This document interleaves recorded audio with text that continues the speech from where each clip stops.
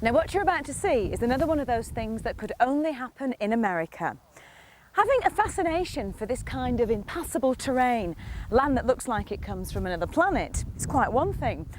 Deciding that for kicks you're going to drive straight over it is another. But that's exactly what a group of Jeep enthusiasts decided 45 years ago. They saw this impassable terrain as a challenge, and they felt sure that their Hardy Willis Jeeps could cross it no problems. They created the very first Jeepers Jamboree, a rather curious affair in which Jeep owners pay for the privilege of hammering their own vehicles over rocks, through mud and along terrifying passes in this Jeep utopia known as Rubicon Springs. And there is absolutely no shortage of Jeepers wanting to take up that challenge. What started off as a fairly modest affair with just a few vehicles has now grown into a huge event attracting people from all over the world. Entry now is so popular that it's decided via a kind of lottery system. And guess who's managed to bag a winning ticket?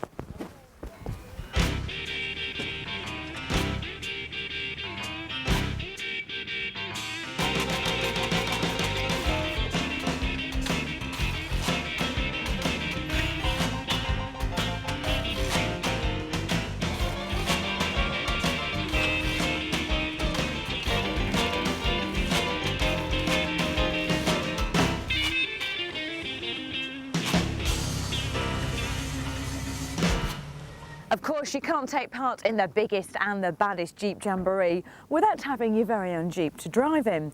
And this one is mine. It's going to get me through the next couple of days, hopefully. It's a 4-litre Jeep Wrangler, and it's just like the ones that you'll find cruising down the good old King's Road. There are no special modifications on this vehicle at all.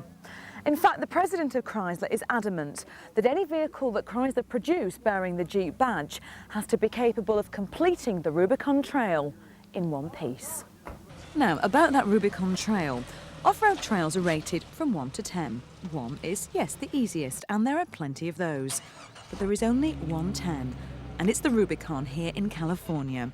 It may only be 22 miles long, but it's 22 miles that takes people to places roads just don't want them to go to.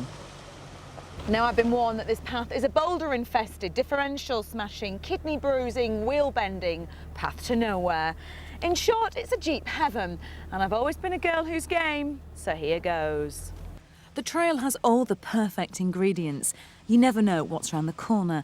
There's breathtaking scenery, and it certainly challenges your driving skills. A comforting thought as I approach the first tricky bit of the day is my trusty copy of Mark A. Smith's Guide to Safe, Common Sense Off-Road Driving. What I want to know is where's the common sense in driving through all of this lot instead of round it?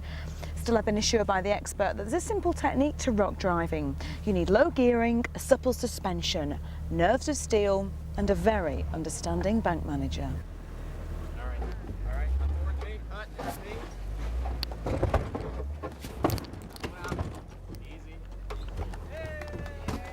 If you were one of these people that thought to get excited behind the wheel, what you need is speed, forget it. This is absolutely thrilling, but speed has got no place here. You want the lowest gear possible. You chug along with just the occasional delicate touch on the accelerator.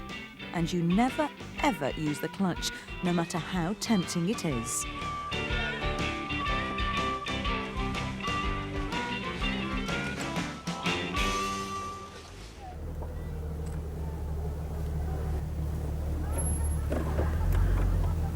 Just finished my first day on the Rubicon Trail.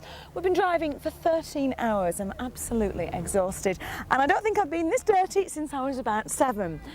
Still, never mind, because I've got a night in a tent and a bath in an icy cold lake to look forward to.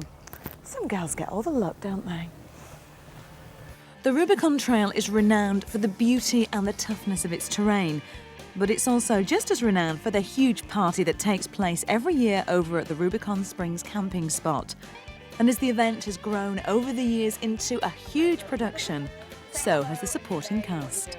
Hi, I'm Whitey McKnight, and I'm running the bar at the Rubicon Springs campground bar. And Jeeps get in here normally about 4 or 5 in the afternoon, and we have a band that comes and plays. What do you think is special about the Rubicon Trail?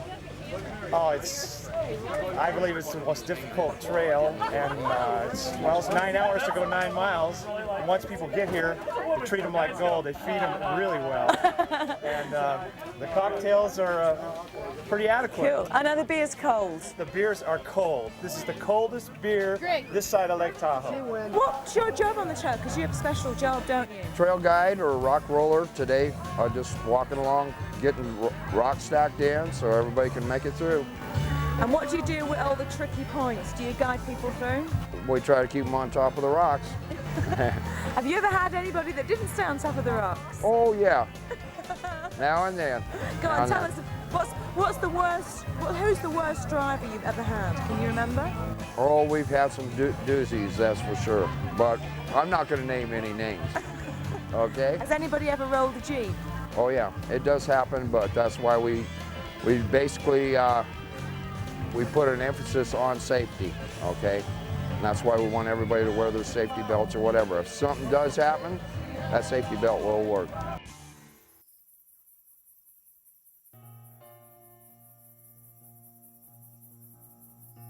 As you settle your aching bones down by the campfire with half a cow to chew on and of course the obligatory bottle of beer, it's the perfect time to unwind and listen to the day's tall tales. And believe me, there are plenty of those.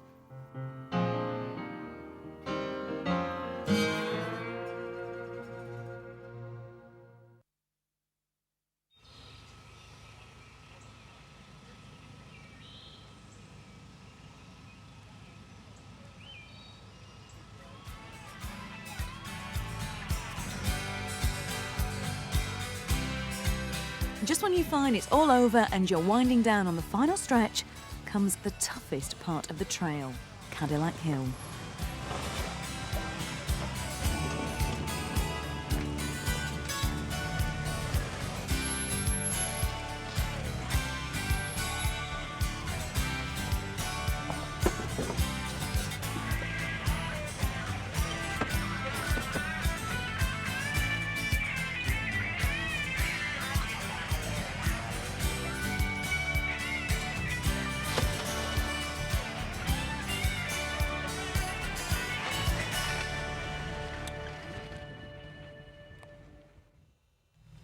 Well, this is it. We've reached the end of the Rubicon Trail and it is so beautiful here.